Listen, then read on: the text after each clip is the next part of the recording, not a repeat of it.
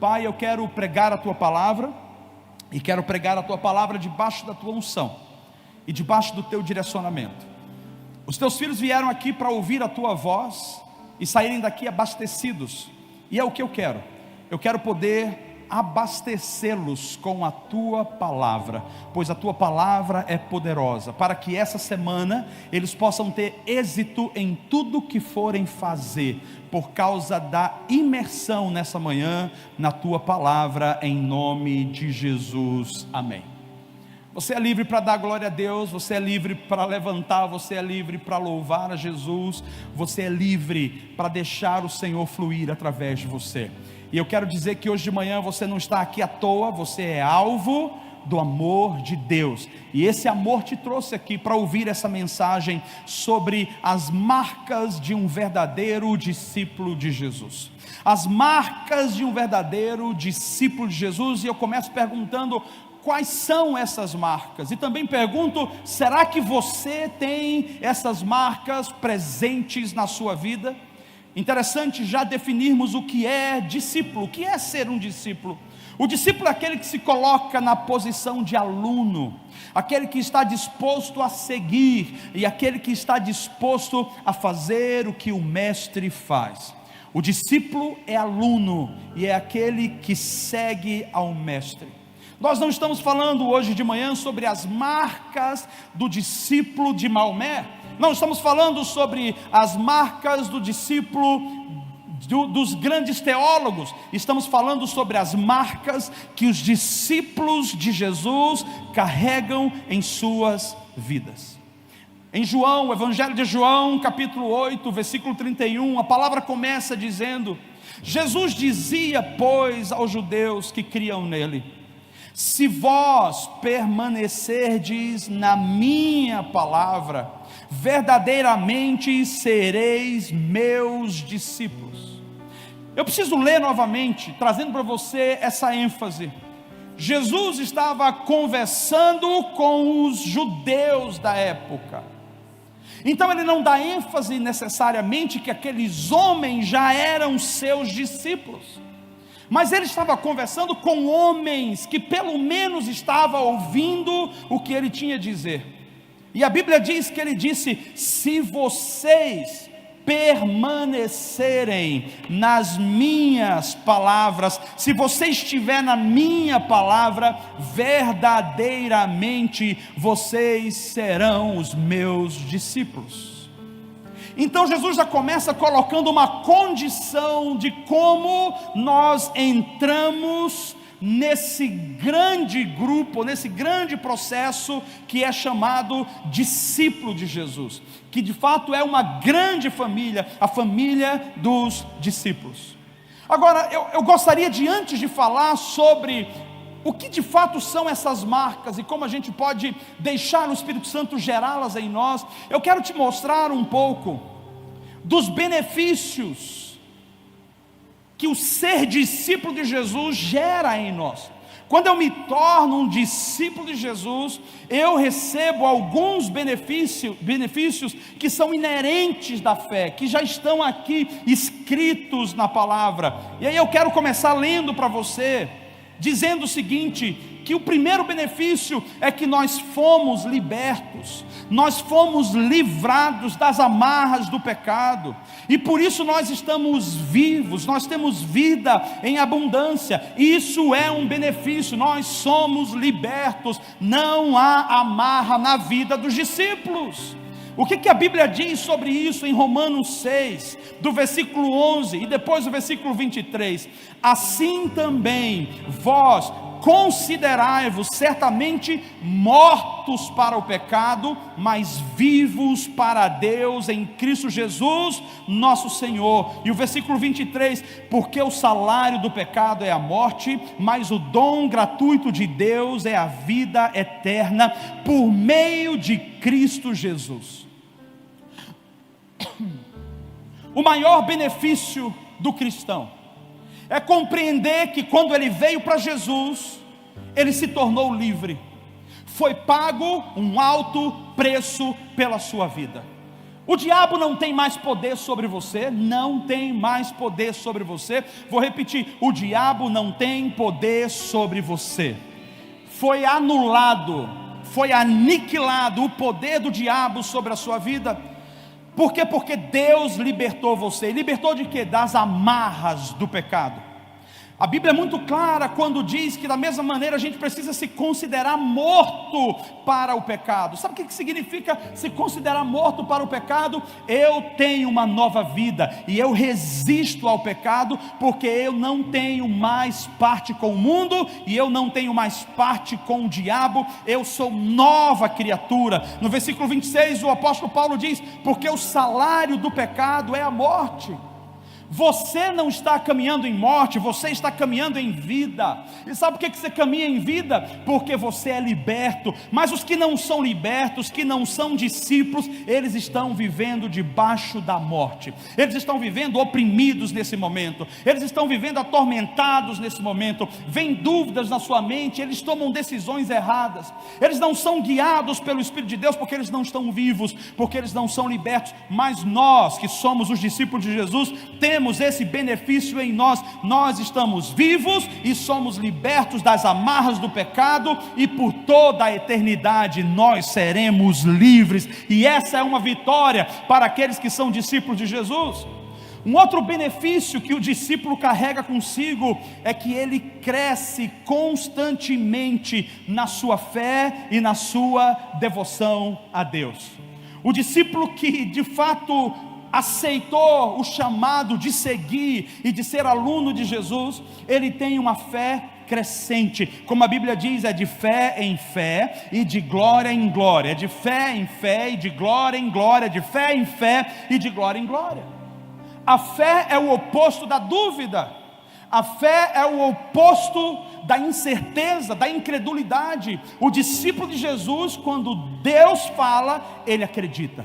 Quando Deus declara, ele recebe e ele acredita. E qual é o benefício que ele tem? Que porque ele crê, ele cresce cada vez na fé. E sabe quando a gente cresce na fé? Porque quando a gente cresce, Deus cumpre as suas promessas em nossa vida. Quando a gente cresce na fé, nós aceitamos os desafios e Deus cumpre aquela promessa. Então a gente recebe mais uma porção de fé. E aí a gente se torna mais devoto a Deus. 1 Coríntios capítulo 1 versículo 2 vai dizer: a igreja de Deus que está em Corinto, aos santificados em Cristo Jesus, chamados santos, com todos os que em todo lugar invocam o nome de nosso Senhor Jesus Cristo, Senhor deles e nosso. Sabe o que a palavra está dizendo? Nós crescemos não apenas na nossa fé individualmente, mas nós crescemos como um corpo. Benefício do discípulo é que você não cresce sozinho, você cresce em família. E mesmo quando você está se sentindo mal, se sentindo um pouco fraco, a família te fortalece. Há uma família na fé que Deus providenciou para você. Existe mais um benefício, antes de eu te falar das marcas. O benefício é que nós estamos conectados, não apenas juntos dessa família da fé, nós estamos conectados à família da fé, e todos nós estamos engajados em trabalhar para um propósito em comum. E eu quero te mostrar uma coisa: no mundo, quando você precisa, as pessoas viram as costas para você. Mas quando você tem uma família de verdade, quando você tem comunhão, quando você tem vínculo, você precisa de ajuda, alguém vai aparecer para te ajudar.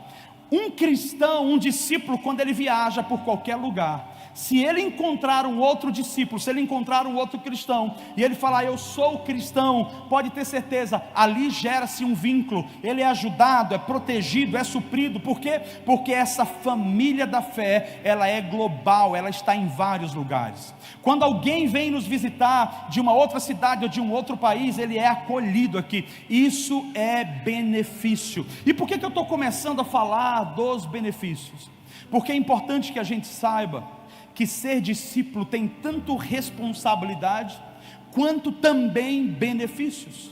Você tanto vai assumir a sua cruz, quanto você também terá muitos benefícios. E a razão pela qual o Senhor me pediu para trazer essa mensagem hoje É porque nós como igreja precisamos aprender como eu posso ser não apenas um seguidor de Jesus, mas como eu posso ser um verdadeiro discípulo que ama Jesus. E eu quero começar pelas marcas, as marcas de um verdadeiro discípulo. E as marcas, a primeira marca é que esse discípulo, ele reside na palavra. Vou repetir: o verdadeiro discípulo de Jesus, ele reside, ele habita na palavra, ele tem intimidade com a palavra, ele está na palavra. O que a Bíblia diz sobre isso? Quando ela fala habitar na palavra, ela está falando sobre permanecer na palavra. E eu quero começar trazendo um testemunho que aconteceu comigo e a Anne. Alguns de vocês conhecem esse testemunho já, outros não. Há muito tempo atrás, nessa cidade, minha esposa, quando a gente chegou trabalhando com um determinado ministério, ela entrou num momento de crise, e era uma crise que a gente descobriu depois que era fobia social. Por que ela teve essa fobia? Porque simplesmente ela foi se perdendo na sua identidade. Ela deixou de acreditar que era filha de Deus, e ela começou a ficar reclusa em casa. E olha, ela foi ficando doente do meu lado, e eu não estava percebendo. Eu olhava para ela: amor, está tudo bem? E ela respondia: está tudo bem. Mas amor, está tudo bem mesmo? Não, está tudo bem. Lindona, você pode ir em tal lugar com os meninos? Não, amor, eu prefiro que você vá.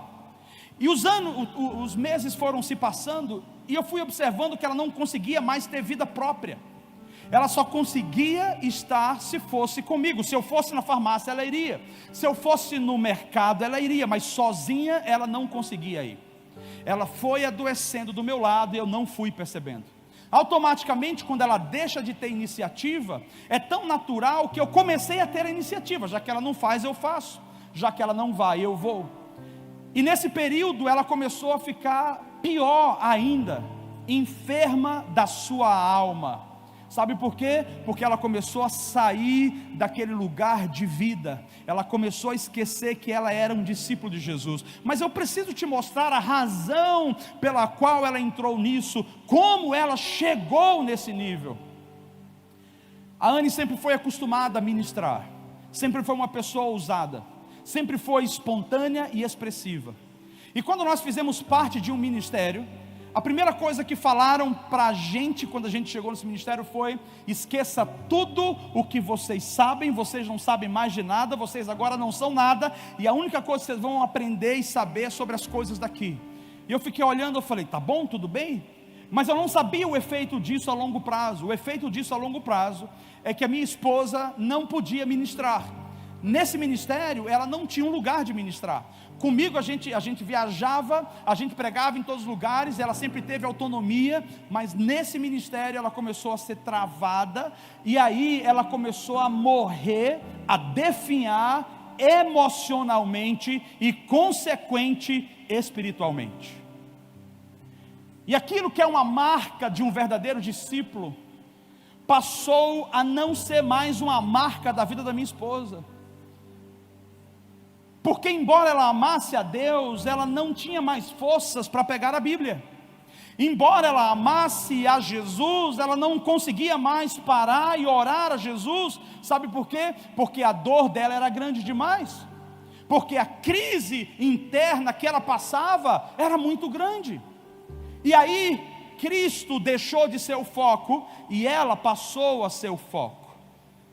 Eu quero que você entenda esse processo para entender exatamente o que eu quero dizer. Quando ela tirou Cristo do foco e ela ficou no foco, os problemas dela aumentaram.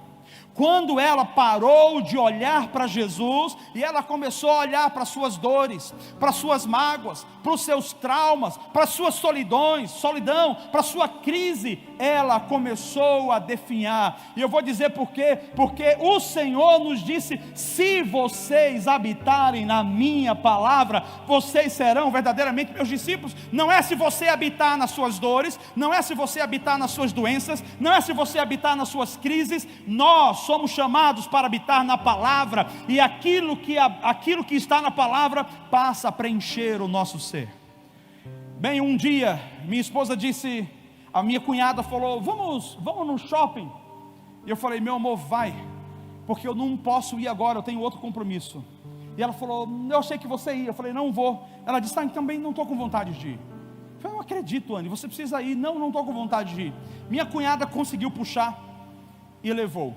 E quando levou, eu fiquei em casa e eu fiz uma oração a Deus. Eu falei, Deus, algo não está bem. Minha esposa não está bem.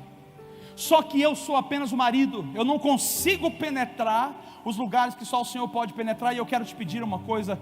Cuida da minha esposa Sara, ela não é essa pessoa, restaura o coração dela, isso não é ela. E aí eu lembro que o Senhor falou profundo no meu coração, Ele disse, antes dela ser sua esposa, ela é a minha filha, pode deixar que hoje mesmo eu darei uma experiência a ela de libertação. Falei, meu Deus, então vai acontecer hoje. E ela saiu e voltou, e eu, como é que foi o passeio? Não, foi tudo bem. Eu sabia que ela estava tensa, ela tremia diante de pessoas, fobia social. Quem já sentiu isso?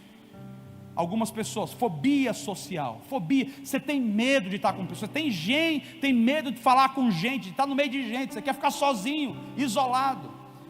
E de repente eu falei, foi tudo bem no shopping? Foi tudo bem no shopping. E eu falei, não aconteceu a cura. Senhor, cura minha esposa. O Senhor falou que iria tocar ela hoje, e nós fomos dormir. E enquanto dormíamos, era mais ou menos umas 3 da manhã, a Anne acorda. Eu falei, meu amor, o que foi? E eu pensei, ela falou, tive um sonho. Eu digo, meu Deus, foi Deus falando com ela. Esse sonho, você sonhou com o quê? Ela falou, sonhei com Satanás. Eu digo, meu Deus do céu, eu achei que era Deus que ia encontrar minha esposa.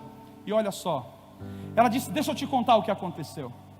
Eu estava na rua, voltando para casa, e eu tinha uma mochila nas costas, e eu entrei dentro de casa, e quando eu entro dentro de casa, eu vou no quarto de hóspedes, e ao chegar no quarto de hóspedes, eu vejo Satanás em cima da cama, olhando para nós, olhando para mim com a mão aqui no queixo, tinha um rosto triangular, e ela disse, eu fiquei com medo dele, porque ele ficava falando palavras contra mim, lançando palavrões, ou lançando palavras de derrota, enfim, ficava falando contra ela.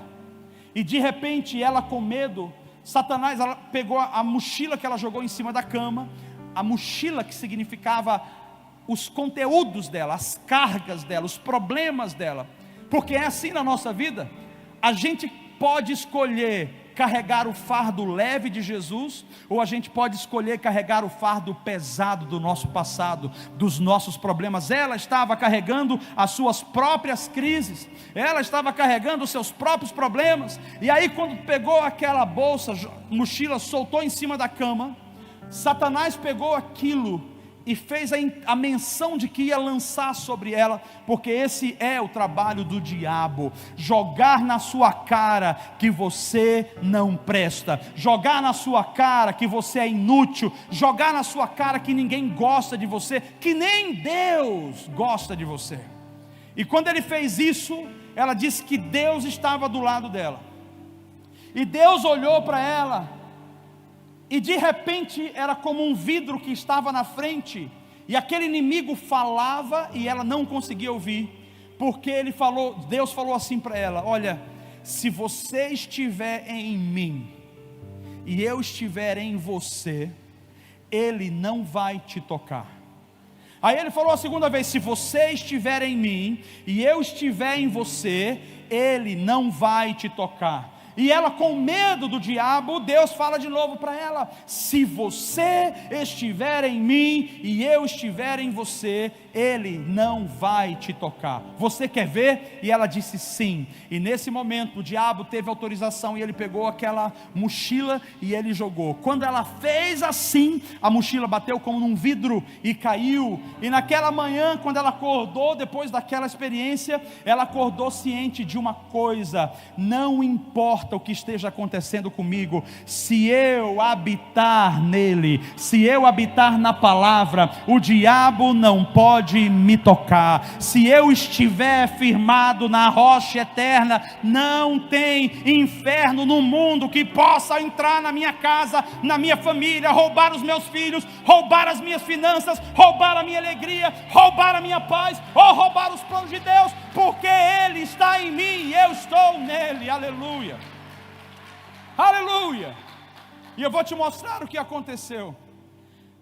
eu comecei a conversar com ela de madrugada mesmo, eu comecei a explicar, eu falei: meu amor, o que Deus mostrou para você é que Ele é o teu esconderijo, Ele é aquele que cuida de você, Ele é aquele que guarda você, mas para que isso aconteça, você precisa estar nele. Eu gostaria que você se visse como essa água aqui, e aqui dentro, que você pudesse ver que aqui é o próprio Deus, como se fosse o corpo de Deus. Quando a palavra fala que o discípulo, o verdadeiro discípulo, ele reside na palavra, a palavra é a casa dele. Então, meu irmão, você é essa água, e você é colocado dentro de Deus. Tem um versículo em Salmos 91 que diz assim: aquele que habita no esconderijo do Altíssimo, a sombra do Onipotente descansará. Aqui dentro de Deus, eu posso tentar afetar, eu posso tentar tocar, eu posso tentar balançar, eu posso tentar destruir, mas eu não consigo. Eu vou dizer por que eu não consigo: porque ela está guardada. Só que ela não está guardada dentro de um copo, ela está dentro do Deus vivo. É como se Ele tivesse trazido ela de volta para o ventre dele, e é dentro do ventre dele que Ele vai construindo, é dentro do ventre dele que Ele vai alinhando e realinhando as nossas células, é dentro do ventre que Ele vai restaurando. Nós vamos sendo nutridos quando estamos dentro de Deus. O verdadeiro discípulo não anda fora da palavra, o verdadeiro discípulo não reside no mundo. A Bíblia já diz que mesmo que nós estejamos nesse mundo, nós não somos desse mundo. Nós estamos aqui, mas nós não somos daqui. Por quê? Porque nós somos de Deus, nós estamos dentro dele, e aonde Ele está, nós estamos. Como Ele vive, nós vivemos. Esse é um benefício de sermos discípulos de Jesus. Quer saber o efeito disso, meu irmão? Que quando a Anne levantou no outro dia, ela não ficou curada da noite para o dia, mas a fé começou a crescer, e aí ela começou a buscar a Deus, e a Bíblia diz que a fé vem pelo ouvir, e o ouvir da palavra de Deus. A fé vem pelo ouvir, e o ouvir da... Não adianta, ou não adiantava, não adiantaria se ela tivesse tido essa experiência, mas ela continuasse no mesmo lugar, isolada, sem força, sem dar passos, que continuasse em casa. Escute, talvez a cura não venha da noite para o dia, mas ela vai acontecer à medida que você crê e dá passos. Você crê e dá passos. A cura acontece mediante o seu posicionamento, porque a palavra já foi liberada, você já é livre, você já é liberto, você já tem uma nova vida, você já tem vida abundante. Agora você dá um passo. Por isso o verdadeiro discípulo, ele reside, ele habita, ele mora na palavra. Essa palavra em inglês significa abide, que é muito mais profundo. Ele não apenas reside, ele é coberto, ele é envolvido, ele está presente, ele está entranhado. É mais ou menos assim, é uma mistura. Nós estamos misturados com Deus. Agora ninguém sabe mais quem é quem. Por quê? Porque nós estamos misturados com Deus. A sua vida foi gerada como discípulo para estar em Deus, porque em Deus você está guardado do mundo, em Deus você está guardado do pecado. Veja o que diz em Mateus capítulo 7, 21 a 27, nem todo aquele que me diz Senhor, Senhor, entrará no reino dos céus, mas aqueles que faz a vontade do meu Pai que está nos céus. Muitos dirão naquele dia: Senhor, Senhor, não profetizamos em teu nome, e em teu nome não expulsamos demônios, e em teu nome não fizemos muitas maravilhas? Então eu lhes direi abertamente: nunca vos conheci, apartai-vos de mim, vós que praticais a iniquidade. Quando nós começamos esse sermão, eu disse que Jesus estava falando com os judeus e dizendo para eles: olha, se vocês querem ser meus discípulos, vocês precisam habitar na palavra.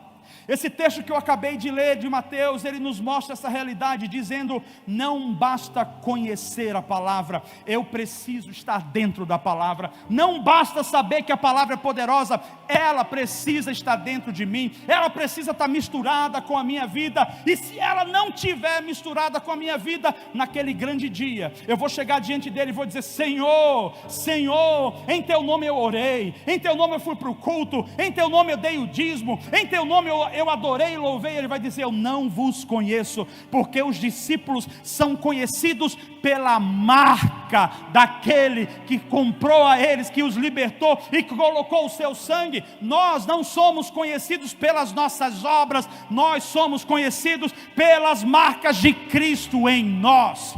Quais são as marcas que você carrega hoje em você? Não adianta carregarmos tanto potencial, não adianta carregar tanta promessa e tanto sonho, mas não estarmos habitando, não estarmos dentro, residindo dentro da palavra. E eu quero mostrar para você a importância disso, porque o texto de Mateus capítulo 7, ele continua dizendo que o discípulo que está nele, que está nessa palavra, ele é comparado àquele que construiu a casa sobre a rocha. Sobre a rocha. O que a rocha significa? Primeiro, a rocha significa Cristo. Mas construir a sua casa sobre a rocha significa lugar inabalável, lugar que não pode ser afetado, lugar que não pode ser abalado.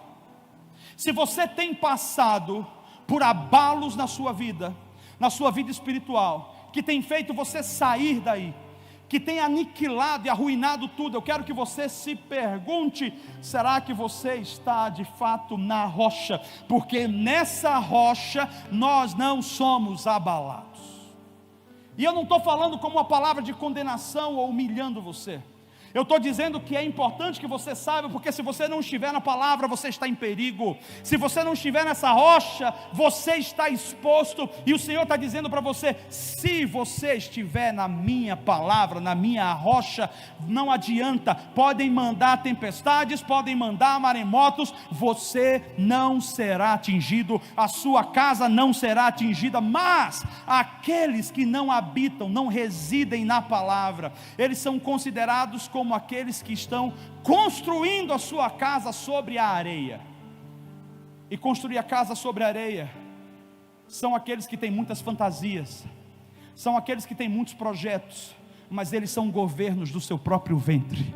São aqueles que têm boas intenções, mas eles comandam a própria vida. Quando vier a tempestade, quando vier o maremoto, quando vier o terremoto, a primeira coisa que vai acontecer: tudo que você construiu ruirá, tudo que você construiu vai ser demolido e vai cair. Por isso Deus está dizendo para você, hoje há um convite para que você seja um verdadeiro discípulo. E a primeira marca então que a gente está vendo aqui, para você ser um verdadeiro discípulo, é que você precisa residir na palavra.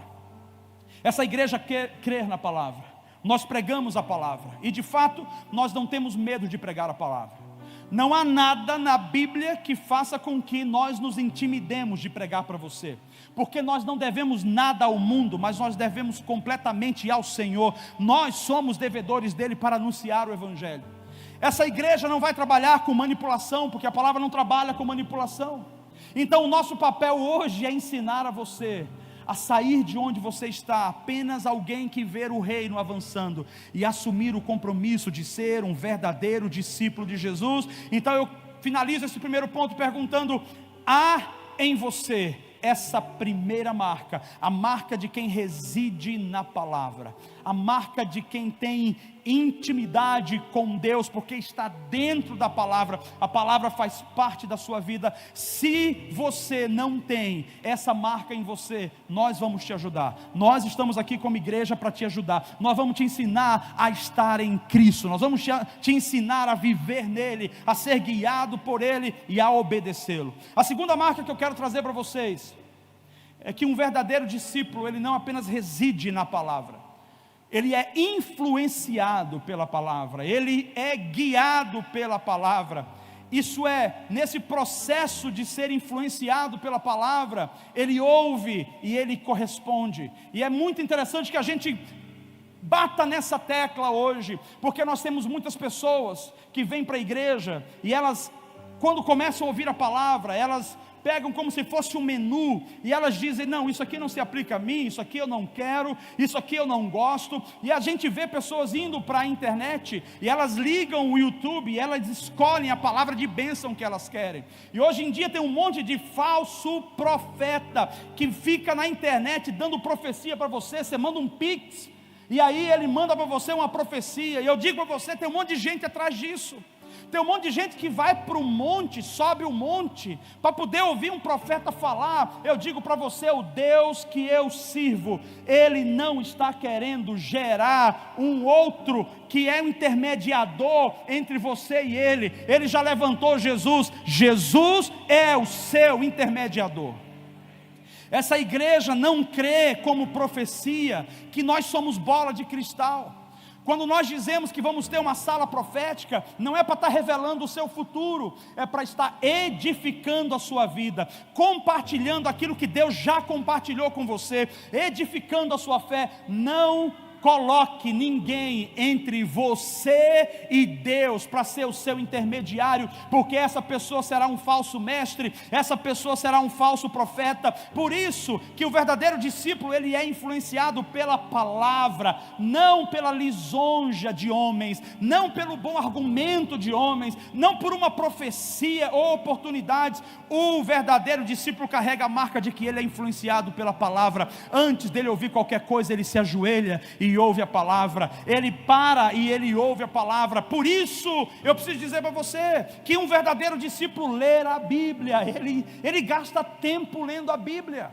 Eu sei que tem uma crise com muita gente que diz assim: pastor, como que eu vou ler a Bíblia? Porque eu não consigo entender, a Bíblia é complexa. Você vê o lugar certo, você vê o lugar certo, porque nós queremos ajudar você então a compreender a Bíblia. E sabe como a gente vai ajudar você a compreender a Bíblia? Nós vamos inserir você num grupo certo, para que você possa não apenas estudar, mas para que você possa compreender para depois ensinar. O verdadeiro discípulo, ele é influenciado pela palavra. Agora, ninguém é influenciado por aquilo que não se submete. Vou repetir: ninguém é influenciado por aquilo que não se submete.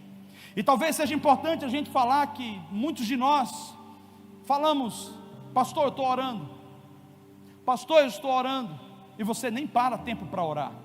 Você vem trazendo uma demanda: pastor, olha, eu estou buscando de Deus algo, mas você nem para tempo para buscar. O Senhor está dizendo: se você entregar o teu caminho a Ele, e você confiar verdadeiramente nele, confiar o teu futuro, Ele vai fazer o que é necessário. Mas se você ficar apenas tentando discernir ou descobrir fora da palavra, os seus passos não serão passos firmes, e o risco de você perder tudo que você construiu é muito grande. Por isso o discípulo, ele ouve, ele obedece, ele ouve e ele obedece, ele ouve e ele obedece. Agora, como nós estamos ensinando, eu preciso ensinar isso para você que é discípulo e ovelha dessa igreja. Deus, ele estabelece meios de falar. Deus vai falar diretamente com você, Deus pode falar através de pessoas com você, Deus pode falar através de sonhos com você. Quantos aqui tem sonhos? E você sabe que Deus fala com você através de sonhos. Então Deus pode falar através de sonhos. Mas eu quero colocar um detalhe: Deus nunca vai falar algo com você que esteja fora da palavra. E sabe o que Deus faz? Deus levanta líderes sobre nós. Eu tenho pastores sobre a minha vida, assim como eu sou pastor sobre a sua vida e sobre a vida de outros.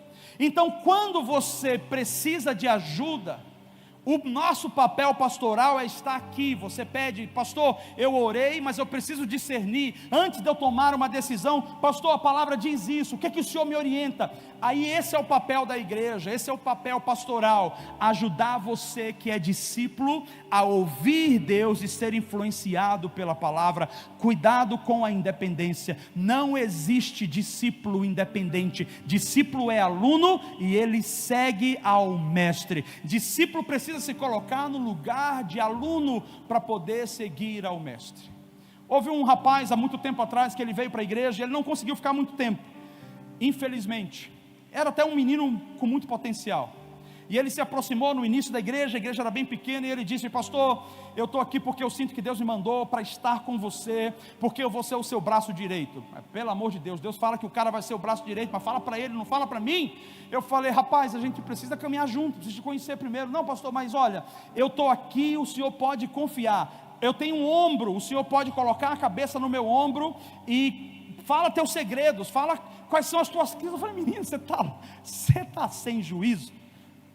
Peraí, eu tenho alguém a quem eu me submeto, eu tenho alguém a quem abrir o coração. Ninguém abre o coração para qualquer pessoa. Vou dizer de novo, não se abre o coração para qualquer pessoa. Quando você abre o coração, a pessoa tem acesso ao seu coração. Uma vez que ela tem acesso ao seu coração, ela tem acesso a influenciar você. E se ela não for um cristão, discípulo de verdade, ela vai influenciar você para desgraça, ela vai influenciar você para a morte. Não abra o seu coração para quem não é discípulo. Abra o seu coração para quem é discípulo de Jesus, porque o discípulo vai conduzir outros a Jesus, o discípulo vai ajudar a alinhar a sua vida. E esse jovem falou para mim assim: pastor, eu preciso que o senhor passe comigo de 1 a 2 horas por dia, incluindo domingo, porque eu preciso de discipulado. Eu digo: rapaz, mas você exige muito de mim, eu não sei se eu consigo de 1 a 2 horas por dia com você. Ele falou: pastor, mas por que não? Porque eu tenho uma igreja. E aí eu disse para ele: eu vou colocar alguém com você. Ele falou: não coloque. Por quê? Porque a única pessoa que tem a autoridade máxima e que tem todo o conhecimento, que chega ao nível do que eu sou, é o Senhor. E se não for o Senhor, não vai acontecer. E eu falei: então não vai acontecer. Escute só, trabalhava com família, e eu estava instruindo. Ele queria trabalhar com família, desenvolver um ministério com família, e eu estava instruindo. Eu falei: cara, tem algo errado, esse coração não está correto.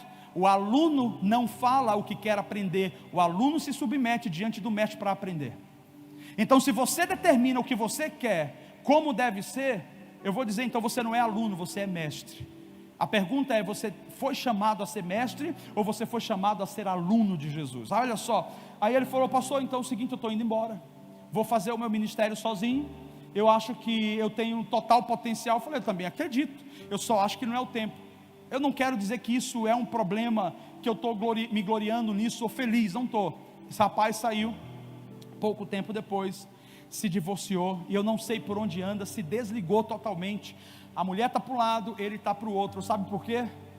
Porque não adianta achar que eu sei o que Deus está falando, se eu estou fora dos parâmetros e dos princípios. Essa igreja aqui vai investir tempo em ensinar para você. Nós não queremos conectar você a nós queremos conectar você a Cristo. Nós queremos ser uma boa referência e um bom modelo, nós queremos ser uma ponte para ajudar você, mas nós não somos Jesus, nós não somos Deus, nós não somos o Espírito Santo, e o que você precisa está aqui. Eu quero te ajudar a discernir, porque esse menino começou a discernir pela própria alma, e ele tinha convicção de dizer: é Deus que está falando, é Deus que está falando. Cuidado, porque discípulos, eles não ficam preocupados em ficar declarando: foi Deus, eis que Deus me falou. Todas as vezes que você levanta e fica falando muito que foi Deus, você está querendo justificar uma ideia sua, porque o que é de Deus, ele não precisa falar muito, ele faz. Deus demonstra, não precisa ficar falando. Então cuidado, para que você não esteja apenas dentro da igreja, lendo a palavra, mas você não tem essa segunda marca, que é a marca de ser influenciado por Jesus. E eu finalizo com essa terceira marca, que é uma marca incrível da parte de Deus em nós. Um verdadeiro discípulo, ele cresce em intimidade com Cristo.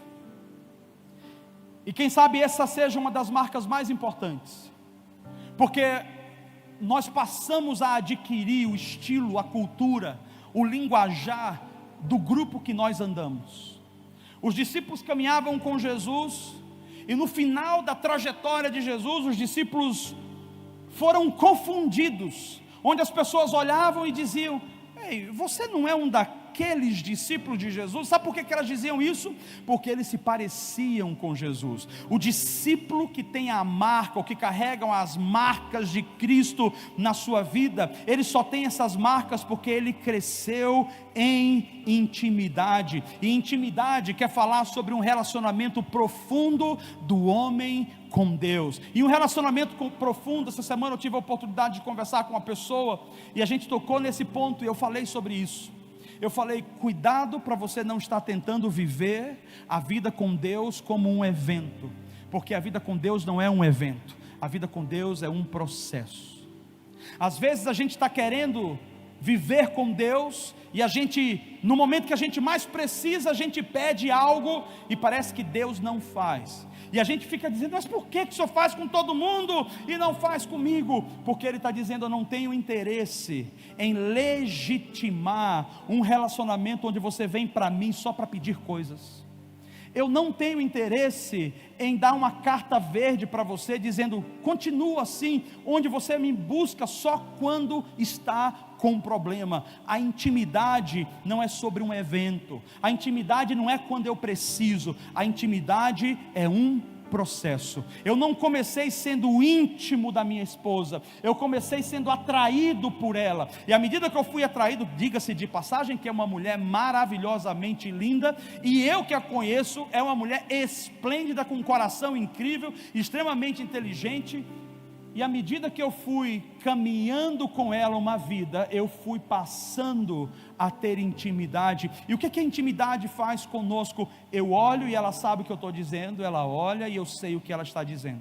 Às vezes o nosso sorriso, ou o nosso, parar de sorrir já é o suficiente para a gente ter uma comunicação sem precisar de palavras. O verdadeiro discípulo, ele cresce em intimidade com Deus, ele caminha num caminho de muito processo com Jesus, até que ele conhece o coração de Jesus. Então, intimidade não está ligada a um evento, a vida com Deus está ligada a um processo.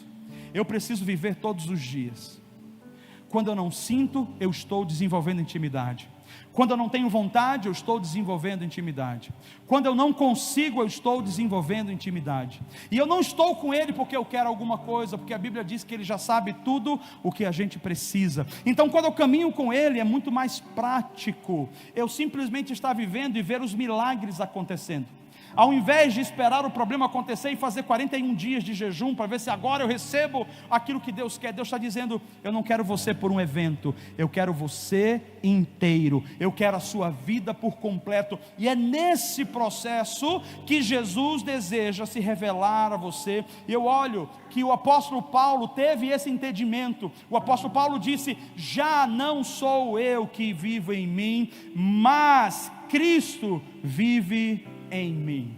A intimidade vai levar você a um momento que você vai saber: eu não sou mais eu agora tenho a vida dele em mim. Eu não é mais a minha vontade, não é mais o que eu quero, agora é a vontade dele em mim. E tem mais um detalhe, ele também fala o seguinte: a nós, porém, Deus revelou pelo Espírito, pois o Espírito sonda todas as coisas, até mesmo as profundidades de Deus. O Espírito nos leva às profundezas de Deus. Sabe o que significa isso? Quando eu caminho num processo, eu passo a receber a revelação, não apenas do meu propósito, mas a revelação do que Deus pensa sobre mim, a revelação de quem eu sou para Deus.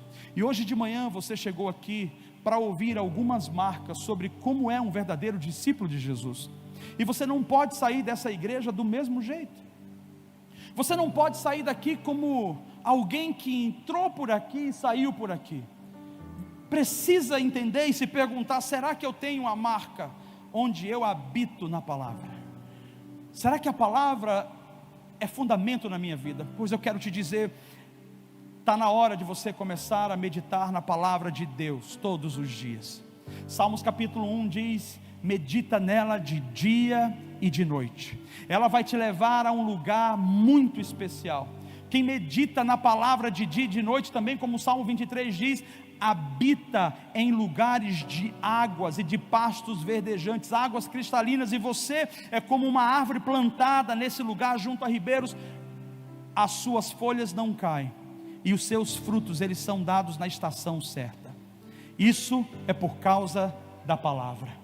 Volte para a palavra, meu irmão, minha irmã, volte para a palavra. O seu casamento, ele vai ser resolvido quando você estiver na palavra. Não é porque o seu marido vai ser melhor, vem você para a palavra. Marido, a sua esposa vai se tornar uma esposa melhor para você quando você estiver na palavra. Volte para a palavra e não espere do outro. Vamos começar agora uma jornada e não apenas um evento. A palavra deve ser chave na sua vida. Eu não sei se você trouxe a sua Bíblia de papel, inclusive eu quero pedir para você no domingo que vem, traga a sua Bíblia de papel, risque-a, escreva A palavra é a principal marca na sua vida. A segunda marca é que você deve ser influenciado por ela, não apenas saber o que ela diz, mas você deve obedecer o que ela diz. É o que Jesus falou: pregue o evangelho, faça discípulos e ensine-os a obedecer tudo o que está escrito. Obedecer é a chave da bênção. Vou repetir de novo: obedecer é a chave da bênção.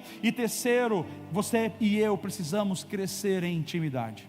Ontem nós tivemos um tempo muito especial com os jovens aqui, desde as 4 horas até as 21 horas, eles estiveram adorando e intercedendo. Eu estava ali atrás com a Anne, e eu achei lindo os adolescentes e jovens adorando, intercedendo, o Espírito de Deus fluindo. É assim que a gente cresce em intimidade. E você tem o privilégio hoje de manhã de restaurar a sua vida com Deus. Você tem o privilégio hoje de manhã de não sair daqui do jeito que você entrou, mas você tem o privilégio de dizer: Senhor, o Senhor fez com a pastora Anne, eu quero pedir, faz comigo. Me dá uma experiência onde o Senhor me transporta para dentro de Ti. Me mostra como viver essa vida contigo.